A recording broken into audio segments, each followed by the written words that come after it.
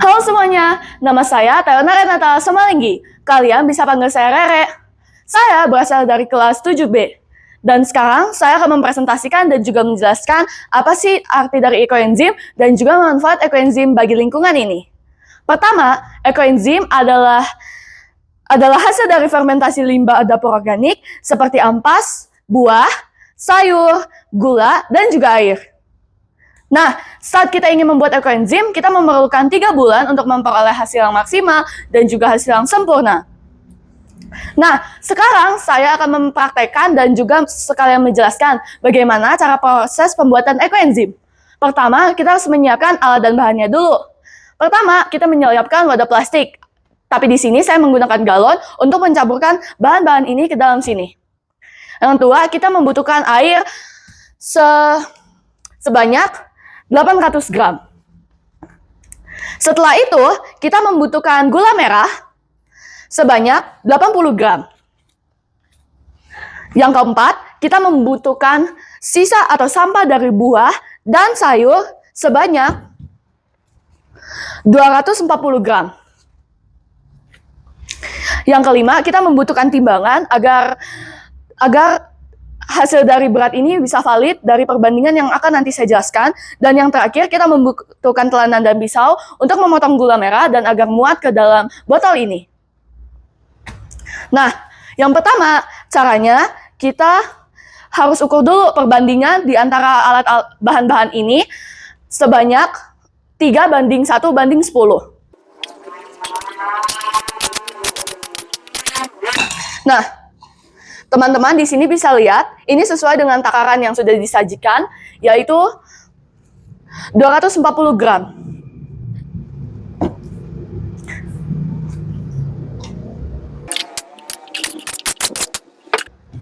Setelah itu, kita potong gula merah ini agar bisa masuk ke dalam botol ini.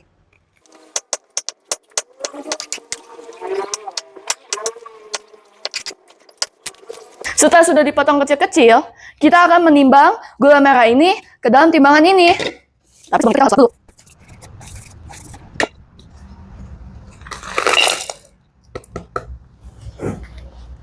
Teman-teman bisa lihat dari sini, ini sesuai dengan takaran yang saya sudah tadi jelaskan tadi, yang bandingannya 3:1:10.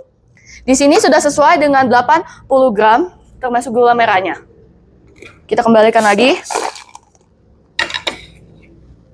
Untuk air, saya tadi sudah ngukur dan sudah akurat dengan perbandingan yang tadi saya juga sudah jelaskan, sebanyak 800 gram.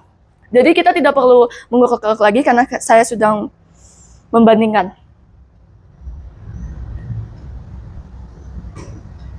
Nah, setelah itu, kita akan memasukkan bahan-bahan ini ke dalam botol plastik ini, atau kita bisa sebut dengan galon.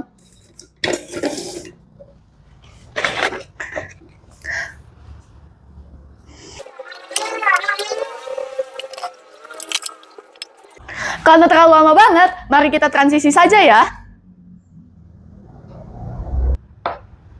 Nah, akhirnya saya sudah menuangkan seluruh sampah buah dan sayur ke dalam sini. Sekarang kita akan menuangkan gula merahnya ke dalam galon ini.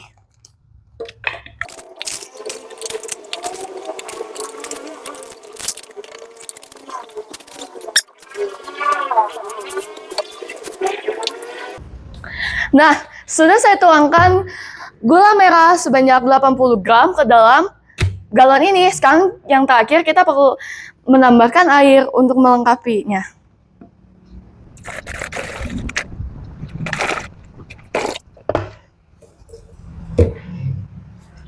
Setelah itu, kita hanya perlu tutup botolnya dan kita tinggal aduk agar semua bahan-bahan yang di dalam sini merata.